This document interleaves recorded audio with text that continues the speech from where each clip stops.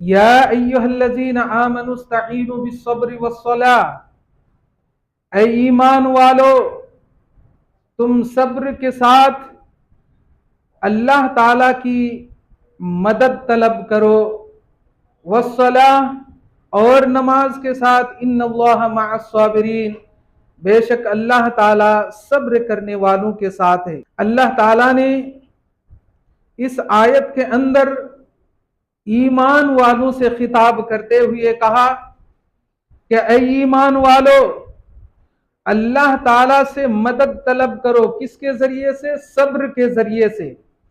और सब्र एक ऐसी चीज है जो नबी करीम सल्लल्लाहु अलैहि वसल्लम ने सब्र के ताल्लुक से फरमाया कि सब्र मुसीबत के आगाज में ही सब्र किया जाता है, बाद में तो सब्र आ ही जाता है। लिहाजा जब कोई मुसीबत आन पहुंचे तो उसी वक्त सब्र का दामन थाम लेना चाहिए। अगर कोई इंसान को कोई मुसीबत आ पहुंचती है, कोई तकलीफ आ पहुंचती है, तो इंसान को चाहिए, मोमिनीन को चाहिए कि वो नमाज की तरफ रुजू करें। जैसे कि माँ आयशा रजी अल्लाह ताला अन्हा बयान फरमाती हैं कि जब आसमान में बादल छाता तो अल्लाह के रसूल सल्लल्लाहु अलैहि वसल्लम को मैं देखती कि अल्लाह के रसूल इतना परेशान होते थे कि कभी आकर के आसमान की तरफ देखते और फिर घर में आकर, हुजरे में आकर के फिर नमाज में मशगूल हो जाते थे। आपकी ये परेशानी देख करके मैंने अल्लाह के रसूल सल्लल्लाहु अलैहि वसल्लम से पूछा कि अल्लाह के रसूल, लोग बादल को देख करके किसान लोग, अवाम, तमाम इंसान यानी चरिंद परिंद और इंसान सभी खुश होते हैं, लेकिन मैं आपको देखती हूं कि जब भी आसमान में काला घटा छाता है, बादल छाता है, तो आप परेशान हो जाते हैं। आखिर वजह क्या है?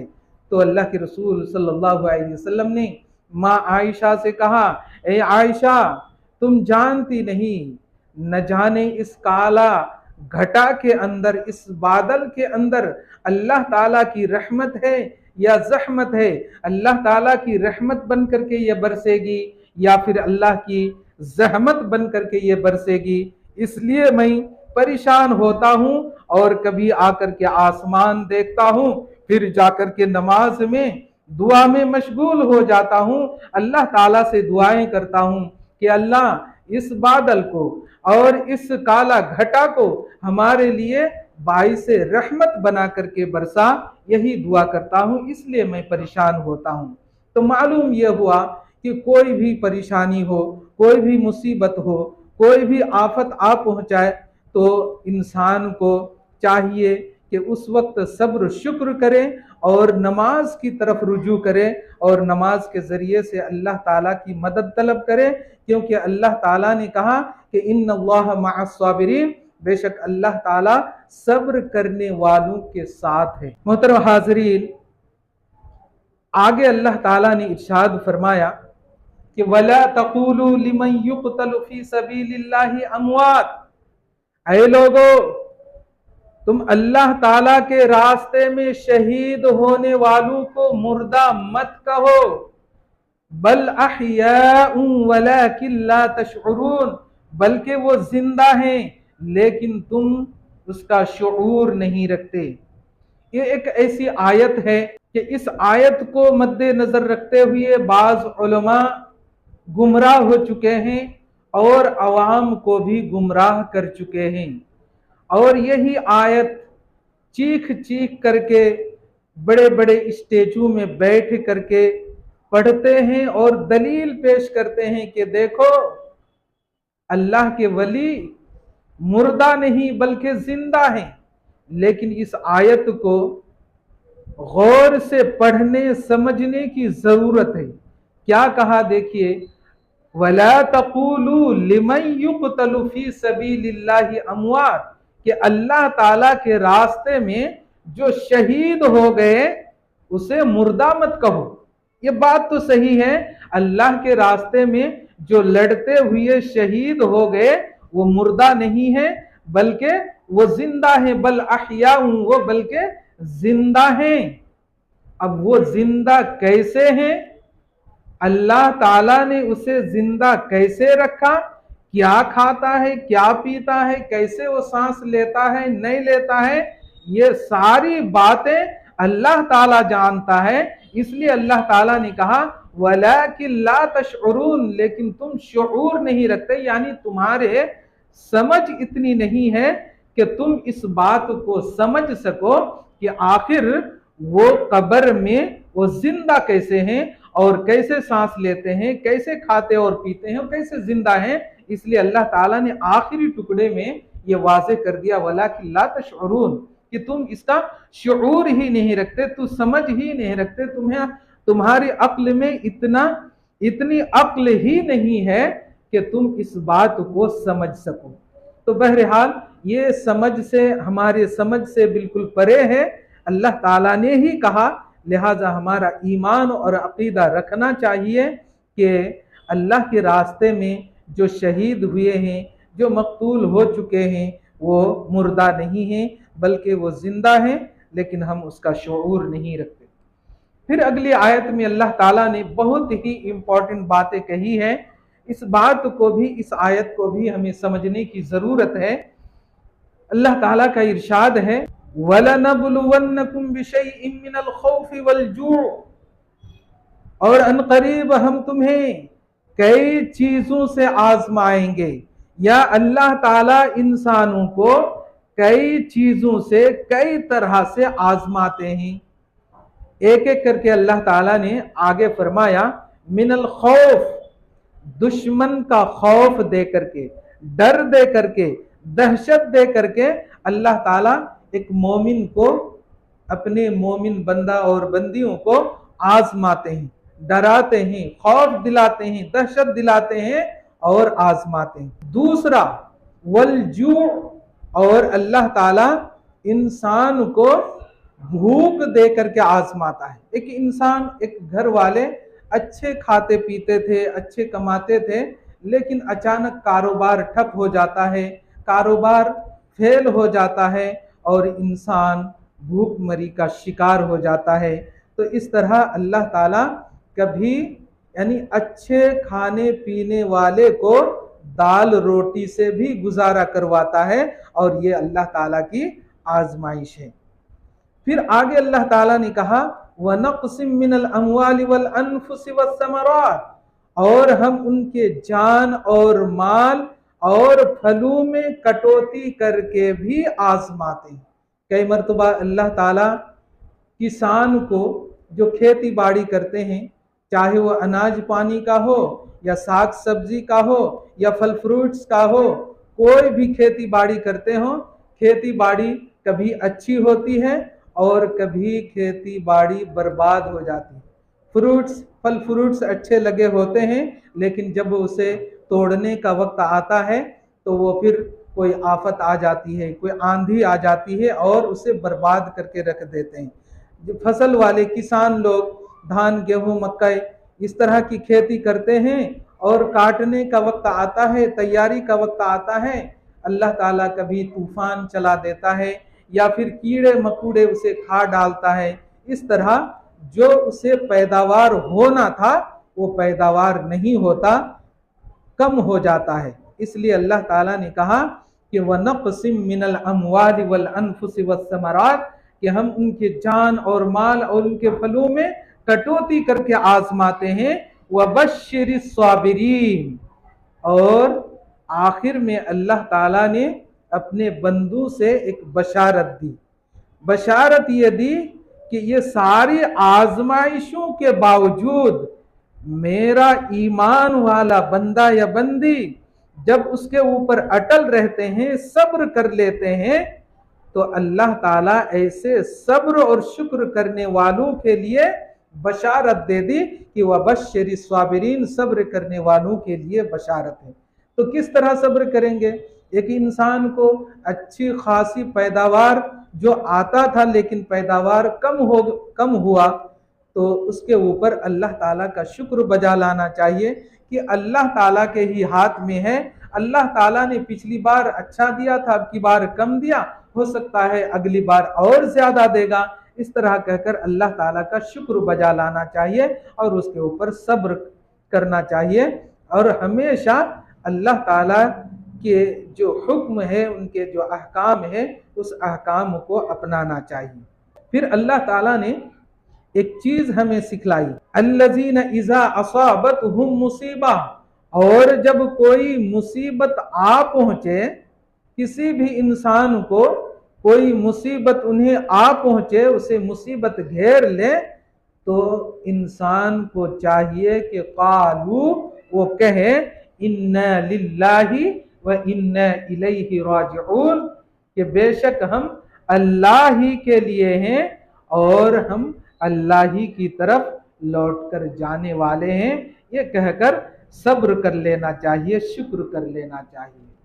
अल्लाह ताला का इरशाद है, या अय्युहल्लज़ीना आमनू कुतिबा अलैकुमुस्सियाम कमा कुतिबा अलल्लज़ीना मिन क़ब्लिकुम लअल्लकुम तत्तक़ून, क्या ऐ ईमान वालो, तुम्हारे ऊपर रमजान के रोजे फर्ज कर दिया गया है, कमा कुतिबा अलल्लज़ीना मिन क़ब्लिकुम, जिस तरह तुमसे पहले लोगों के ऊपर भी फर्ज किया गया था, लअल्लकुम तत्तक़ून, ताकि तुम परहेजगार बन जाओ, ताकि तुम डरने वाले बन जाओ, मुत्तकी बन जाओ। अल्लाह ताला ने ईमान वालों से कहा कि हमने तुम्हारे ऊपर रोजा को फर्ज किया है, रोजा को फर्ज किया है, और सिर्फ हमारे ऊपर ही नहीं, इस उम्मत मुस्लिमा के ऊपर ही रोजा फर्ज नहीं, बल्कि अल्लाह ताला ने यह भी ऐलान किया कि तुमसे पहली उम्मत, जो पिछली उम्मत गुजर चुकी है, उस उम्मत के ऊपर भी रोजा फर्ज था।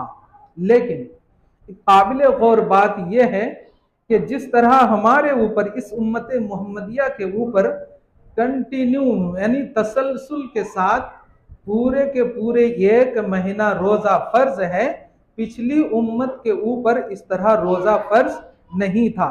किसी उम्मत को एक दिन, किसी उम्मत को 2 दिन, जिस तरह हजरत दाऊद अलैहिस्सलाम के ताल्लुक से नबी करीम सल्लल्लाहु अलैहि वसल्लम ने फरमाया है कि हजरत दाऊद अलैहिस्सलाम का रोजा, एक दिन रोजा रखते थे, दूसरे दिन इफ्तार करते थे, तीसरे दिन रोजा रखते थे, चौथे दिन इफ्तार करते थे, यानी एक दिन के बाद एक दिन रोजा रखते थे और इफ्तार करते थे। तो गोया कि उनका 6 महीना रोजा और 6 महीना इफ्तार था। तो इस तरह पिछली उम्मतों में रोजा फर्ज था, लेकिन इस उम्मत के ऊपर यानी तसलसल के साथ पूरे 1 महीना का रोजा फर्ज है।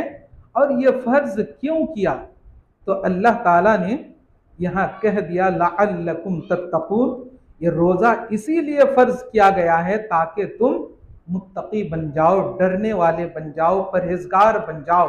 और वाकई इंसान को देखा जाता है कि ये पूरे के पूरे 1 महीना मुत्तकी बन जाता है। कम से कम 1 महीना तो वो डरता है। जो पान, बीड़ी, मसाला, गुटखा और दिगर चीज़ों की जो आदी होते हैं, वो मुस्तकिल तौर पर पूरे के पूरे 1 महीना वो पान, बीड़ी, सिगरेट और तंबाकू क्या क्या खाते हैं, ऐसी चीज़ों से वो परहेज करते हैं। कम से कम इतना तो ज़रूर करते हैं, और यही तत्तक़ून है, यही डर है। अगर उन्हें डर ना होता तो ज़रूर खाता। हाँ, बहुत सारे इंसान ऐसे हैं जो रोज़ा नहीं रखते हैं, जैसे आम दिनों में रहे, आम दिनों में खाते पीते हैं, वैसे रमज़ान के महीने में भी खाते पीते रहते हैं। तो खैर उनकी बात तो अलग है, लेकिन जो रोज़ा रख करके जो पान, बीड़ी, सिगरेट, तंबाकू का आदी था, गरचे वो चीज़ हराम है, लेकिन फिर भी अल्लाह ताला के डर से और खौफ से वो 1 महीना तक, यानी सहरी कर लेने के बाद से लेकर इफ्तार के दरमियान तक, यानी 13-14 घंटे तक वो बिल्कुल बाज रहते हैं, और यही तत्तक़ून में शामिल है, यानी कम से कम इतना तो वो ज़रूर डरते हैं। फिर आगे अल्लाह ताला ने इरशाद फरमाया अय्यामम मअदूदात, के गिनती के चंद दिन हैं। फमन कान मिनकुम मरीज़ा बस तुम में से जो बीमार हैं, औ अला सफरिन, या फिर सफर की हालात में हो, फ़इद्दतुम मिन अय्यामिन उखर, वो दूसरे दिनों में गिनती को पूरी करे। व अलल्लज़ीना युतीक़ूनहु, ये सेंटेंस हमें ज़रूर समझना चाहिए, क्योंकि अगर ये सेंटेंस अगर अच्छी तरह ना समझें तो हम गुमराह हो सकते हैं। देखिए, व अलल्लज़ीना युतीक़ूनहु, अगर इसका लफ्ज़ी माना इस तरह किया जाए कि और वह लोग जो लोग उसकी ताकत रखते हो, तो ऐसे लोगों के लिए फिदियतुन तुआम मिस्कीन, कि वो एक मिस्कीन को फिदिया के तौर पर खाना खिलाए। इमाम बुखारी रहमतुल्लाह अलैह और हजरत इब्न अब्बास रजी अल्लाह ताला अन्हु इस आयत की तफसीर में ये लिखते हैं कि ये टुकड़ा उन हजरात के लिए है जो हजरात बीमारी की वजह से, और ऐसी बीमारी जो बीमारी से शिफा याबी मिलने की उम्मीद ही नहीं है, खटिया पकड़ लिए हैं, बिल्कुल पलंग पे पड़े हैं और वो उनका आखिरी मरहला चल रहा हो, तो ऐसे लोगों के लिए, ऐसे लोगों की तरफ से वो फिदिया के तौर पर मिस्कीन को 2 टाइम का खाना खिला दे। ये इमाम बुखारी रहमतुल्लाह अलैह और हजरत इब्न अब्बास रजी अल्लाह ताला अन्हु के जो रुझान है इस टुकड़े के ऊपर, उन्होंने अपनी राय ये जाहिर की और यही सही है, क्योंकि जमहूर उलमा के नज़दीक जो इनका इस आयत के टुकड़े का जो तर्जुमा है, वो तर्जुमा ये है कि अल्लज़ीना युतीक़ूनहु फिदियतुन तुआम मिस्कीन, और वह लोग जो लोग उसकी ताकत रखते हो लेकिन ताकत रखने के बावजूद भी रोज़ा नहीं रख पाते हैं, तो ऐसे लोग भी वो मिस्कीन को फिदिया के तौर पर खाना खिला सकते हैं। इस बात को गौर से सुने, ये दरअसल ये आयत इब्तिदाई इस्लाम के अंदर नाजिल हुआ था। जब नए नए मुसलमान जब इस्लाम कबूल किए, तो इस्लाम कबूल करने के बाद फौरी तौर पर रोज़ा रखना उन लोगों के ऊपर बहुत दुश्वार हो चुका था।